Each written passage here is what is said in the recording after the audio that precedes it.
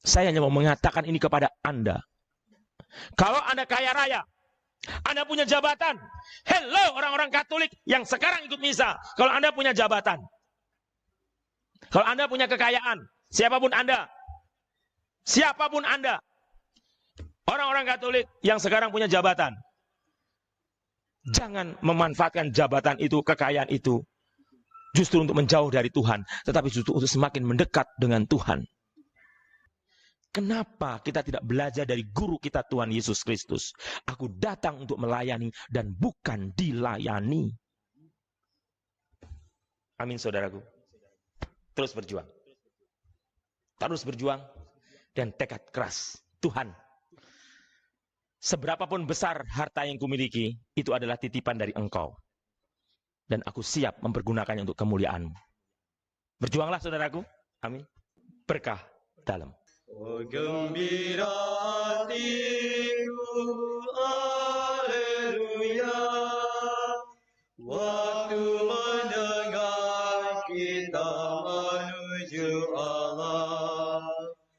Hatiku gembira, haleluya, karena Tuhan mendatangi umatnya. Dalam nama Bapa dan Putra dan Roh Kudus. Amin. Tuhan bersamamu dan bersama rohmu. Shalom. Salam sehat. Tuhan mengasihi Anda. Saudara-saudariku yang terkasih, dimanapun Anda berada, kita berjumpa kembali di dalam perayaan Ekaristi hari Minggu bersama kami, Romo dan para seminaris dan anak-anak asrama SMK Santo Aloysius Palangkaraya. Saudara-saudari, betapa luar biasanya hidup kita, tetapi hari ini Tuhan mengingatkan kita untuk bisa mencari harta surgawi yang benar. Harta yang benar. Bacaan-bacaan pertama, kedua, dan bacaan Injil semakin menguatkan kita bahwa tujuan hidup kita di dunia ini adalah untuk mencari harta surgawi. Marilah kita persiapkan hati kita. Terkadang kita belum sungguh-sungguh mencari harta itu dalam hidup kita. Karena kita lebih memfokuskan pada harta-harta dunia. Mari kita hening sejenak. Tuhan Yesus Kristus, Engkau diutus menyembuhkan orang yang remuk redam hatinya. Tuhan, kasihanilah kami. Tuhan, kasihanilah kami. Engkau datang mengantara kami. Tuhan, kasihanilah kami. Tuhan, kasihanilah kami. Semoga Allah Yang Maha Kuasa mengasihani kita, mengampuni dosa kita, dan menghantar kita ke hidup yang kekal. Saudara-saudari yang terkasih, 3 bacaan pada hari ini memporak-porandakan diri kita. Wow. Bagaimana bisa memporak-porandakan? Ya. Bayangkan, bacaan pertama. Luar biasa dari kitab kebijaksanaan. Kekayaan, kuanggap bukan apa-apa. Permata tak terhingga nilainya tidak kusamakan dengan dia. Sebab segala emas di bumi hanya pasir saja di hadapannya. Dan perak dianggap lumpur belaka. Wow. Saudara-saudara yang terkasih. Dan bacaan kedua dari surat kepada orang Ibrani. Lebih tajam lagi. Firman Allah itu hidup dan kuat, lebih tajam daripada pedang bermata 2 dimanapun. Firman itu menusuk amat dalam sampai memisahkan jiwa dan roh, sendi dan sumsum. Wow. Dan yang lebih mengerikan lagi, yaitu lebih mudah seekor unta masuk lubang jarum daripada seorang kaya masuk kerajaan Allah. Maksudnya apa? Saudara-saudari yang terkasih, apakah Tuhan Yesus membenci orang-orang kaya? Tidak. Apa sih maksud bacaan ini? Saudara-saudara yang terkasih, pahami baik-baik.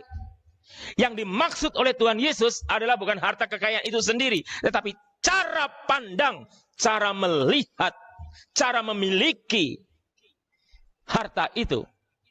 Membuat seseorang bisa lupa segala-galanya. Makanya ada lagu pop itu, ya saya minta izin pada penciptanya, saya potong sedikit mengenai uang itu. Saya minta izin ini pada pencipta lagu ini, lagu uang ini. Tak pandang di mana saja di seluruh dunia ini, tak habis orang bicara, tak habis orang berdiskusi. Lupa sahabat, lupa kerabat, lupa saudara, bahkan juga lupa Tuhannya. Uang. Lagi-lagi uang. Saudara-saudara, segala sesuatu perlu uang. Tetapi uang bukan segala-galanya, saudara-saudara. Segala-galanya perlu uang, tetapi uang bukan segala-galanya. Artinya, kita perlu kekayaan itu. Kita perlu harta itu. Tetapi pada saat cara pandang kita terhadap harta itu membuat kita menjadi lupa segala-galanya, bahkan menjadi gila. Ini masalahnya. Ini yang dikritik 3 bacaan tadi. Kitab Kebijaksanaan tadi mengatakan emas itu seperti pasir, nggak ada apa-apanya. Dan kita diingatkan firman Tuhan itu tajam seperti pedang, bahkan menembus sampai sumsum tulang kita, memisahkan jiwa dan roh dan badan kita. Dan saudara-saudara yang terkasih, kisah anak muda tadi yang sejak kecil sudah taat. Yesus kagum dengan anak itu dan Yesus berkata, yang kurang hanya 1. Jualah segala harta milikmu dan ikutilah aku. Dan akhirnya pergilah anak muda itu dengan kecewa, kan hartanya banyak, saudara-saudari. Disinilah, saudara-saudara, pada saat pikiran kita, hati kita, diri kita hanya terfokus pada harta kekayaan, dan kita lupa Tuhan, lupa sesama. Bahkan kita berusaha kadang-kadang berpikir bagaimana cara saya bisa mendapatkan kekayaan lebih lagi. Disinilah yang kita dikritik oleh Tuhan. Bagaimana firman Tuhan tajam seperti pedang bermata 2. Sangat tajam. Saudara-saudari yang terkasih, mari kita renungkan bacaan-bacaan pada hari ini yang benar-benar menyadarkan kita untuk mencari harta surgawi. Saya tahu harta itu penting, uang penting, pekerjaan itu penting, saya tahu.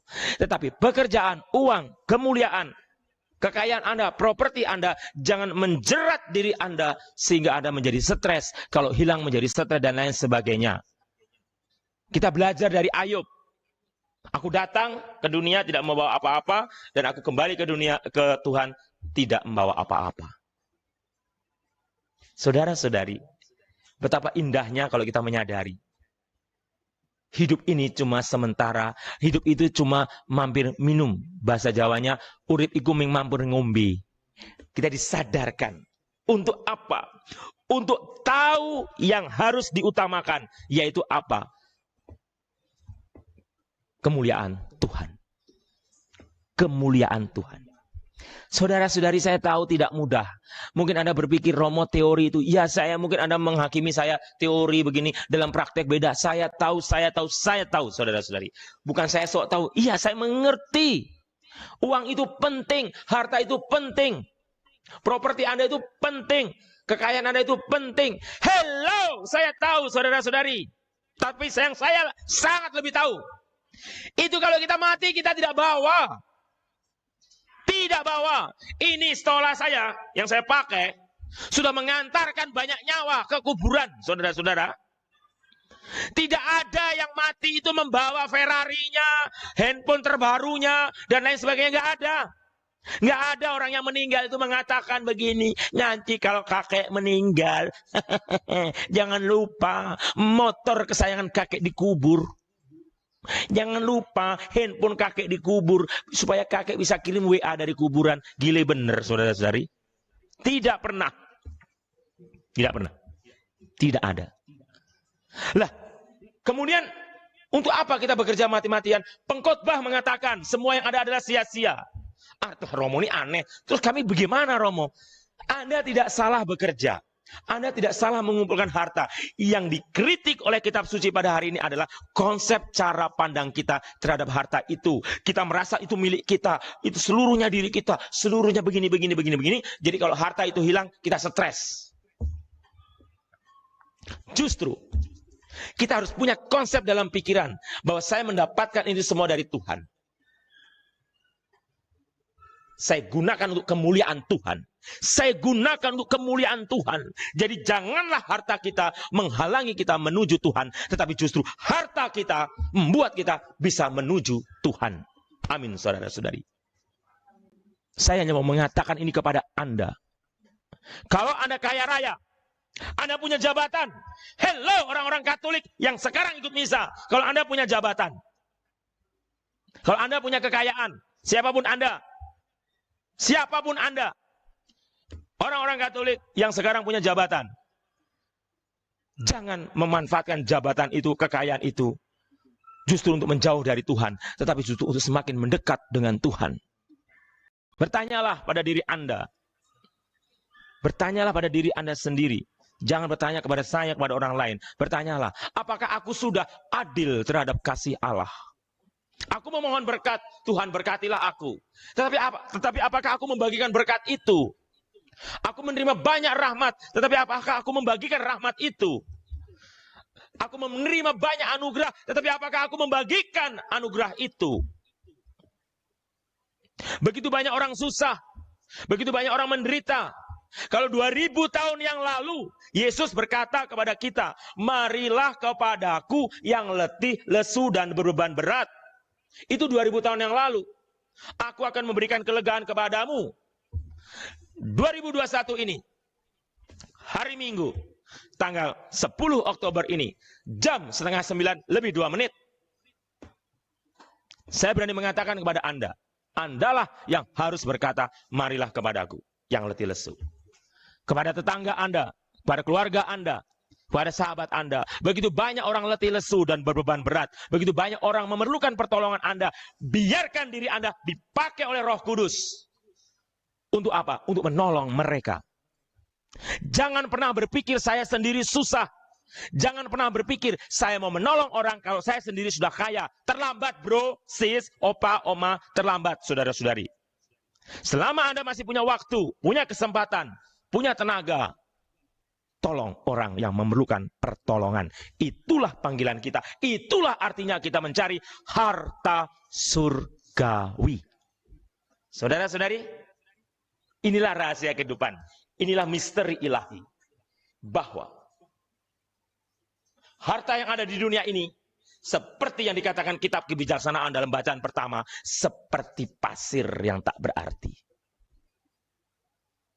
Kenapa demikian?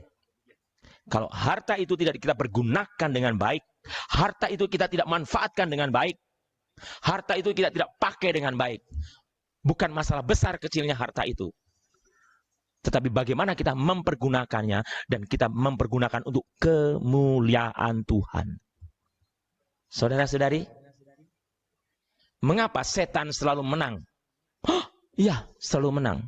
Karena setan tahu kelemahan manusia, yaitu apa? Uang. Amsal mengatakan, akar dari segala kejahatan adalah cinta akan uang. Money, money. Doku, doku. Cuan, cuan. Itu akar dari segala kejahatan. Oleh karena itu, untuk melawan kuasa tipu kegelapan setan, tipu daya setan, fokuskan hati Anda kepada Tuhan. Dan pada saat Anda menerima rezeki, katakan, Tuhan, aku menerima rezeki dari Engkau. Siapa yang harus aku tolong? Tetanggaku kah? Panti asuhan itu kah? Gereja itu kah? Atau siapa saja? Saya yang mengatakan kepada Anda, bukalah hati Anda selebar-lebarnya untuk menolong orang. Gunakan waktu, potensi yang Anda punya. Saudara-saudari, saya bukan berkhotbah kosong dengan Anda. Saya sebagai Romo pun melakukannya. Saya pun melakukannya. Kalau saya berbicara di misa ini, di renungan ini, di khotbah ini, bukan saya pamer kebaikan. Tidak, saya pun melakukannya. Demi nama Tuhan, saya pun melakukannya. Tuhan memberikan banyak bakat kepada saya. Tuhan memberikan banyak talenta kepada saya. Saya pergunakan sungguh-sungguh. Semampu saya. Dan saya terus berjuang untuk melakukannya. Sampai saatnya Tuhan memanggil saya. Saudara-saudari, hidup itu cuma sebentar. Sebentar, saudara-saudari. Dan suatu saat, kalau kita menghadiri upacara pemakaman, kita pun yang ada di situ. Kita pun yang dimakamkan seperti itu. Terus, untuk apa semuanya ini? Untuk apa Anda bekerja keras, saya bekerja keras? Kalau bukan untuk kemuliaan Tuhan. Untuk apa, saudaraku? Bertanyalah pada diri Anda, saya bertanya pada diri saya, untuk apa? Untuk apa aku mati-matian bekerja? Untuk apa aku mengumpulkan harta? Untuk apa? Untuk anak dan cucuku. Dan anak cucuku berkelahi rebutan harta itu. Hello, saudara-saudari. Tanamkan dulu iman kepada anak Anda. Tanamkan cinta, saling menyayangi. Kalau Anda memberi harta, berkelahi anak-anak Anda, saudara-saudara. Cucu Anda, serius. Berkelahi, saudara-saudara. Romo khotbah hari ini keras. Iya, bacaan kedua. Lihat, listen, saudara-saudara. Hello, dengarkan. Saudara-saudara, firman Allah itu hidup dan kuat, lebih tajam daripada pedang bermata dua manapun. Firman itu menusuk amat dalam sampai memisahkan jiwa dan roh, sendi-sendi dan sumsum. Firman itu sanggup membedakan pertimbangan dan pikiran hati kita. Saya hanya melanjutkan. Enggak. Aduh, Romo kok marah-marah. Tidak lah, yo. Amit. I love you. Saya tidak marah-marah, saudara-saudara. Justru saya harus mengatakan kebenaran. Inilah fakta. Begitu banyak orang mati-matian bekerja mencari uang, bahkan menipu, membohongi, menjadi jahat, menjadi curang, menjadi licik, menjadi munafik gara-gara uang. Ngeri, saudara-saudari. Ngeri. Ini setan menang, saudara-saudara. Ini setan menang. Mungkin Pastor Lulus yang khotbahnya paling mengerikan hari ini. Mungkin, saya nggak tahu. Mau sombong, tidak. Mungkin yang paling mengerikan hari ini. Tapi saya mengatakan kebenaran, saudara-saudari. Ini benar-benar kebenaran, saudara-saudara. Ngeri, saudara-saudari. Harus berbohong, harus menyakiti, harus menjadi kasar, menjadi ganas, menjadi mengerikan gara-gara uang, saudara-saudari. Dan kalau tidak punya uang, putus asa, merasa hidup tidak berarti. Kenapa semua diukur dengan uang? Kenapa tidak diukur dengan cinta? Kenapa hidup ini tidak diukur dengan kasih sayang? Kenapa hidup diukur dengan properti? Kenapa hidup tidak diukur dengan saling mengasihi, saling memberikan yang terbaik, saling melayani? Kenapa kita tidak belajar dari guru kita Tuhan Yesus Kristus? Aku datang untuk melayani dan bukan dilayani. Amin, saudaraku. Terus berjuang. Terus berjuang dan tekad keras. Tuhan, seberapapun besar harta yang kumiliki, itu adalah titipan dari Engkau. Dan aku siap mempergunakannya untuk kemuliaan-Mu. Berjuanglah, saudaraku. Amin. Berkah dalam. Saudara-saudara yang terkasih, saya mengucapkan terima kasih atas kesetiaan, kebersamaan Anda bersama kami dari Seminari Raja Damai. Saya mengerti sekarang begitu banyak misa yang sudah offline di paroki-paroki. Jadi kami sungguh berterima kasih atas kesetiaan Anda, kebersamaan Anda untuk bergabung bersama kami. Saudara-saudari, inilah wujud pelayanan kami dari Seminari Raja Damai. Dengan segala kesederhanaan, dengan segala kekurangan atau apapun, kami berusaha memberikan yang terbaik. Meskipun kami sadar begitu banyak keterbatasan yang ada dalam diri kami. Namun kami percaya, apa yang kami lakukan semata-mata demi kemuliaan Tuhan untuk pelayanan terhadap umat. Terima kasih atas kebersamaan Anda. Kami juga berterima kasih atas dukungan, support Anda kepada kami di Seminari Raja Damai Palangkaraya ini. Mari kita mohon berkat Tuhan. Tuhan bersamamu dan bersama rohmu. Semoga kita sekalian hari Minggu ini, aktivitas kita diberkati oleh Allah Bapa yang Maha Kuasa, Bapa, Putra, dan Roh Kudus. Amin. Saudara-saudara yang terkasih, perayaan Ekaristi hari Minggu sudah selesai. Pergilah, kita diutus.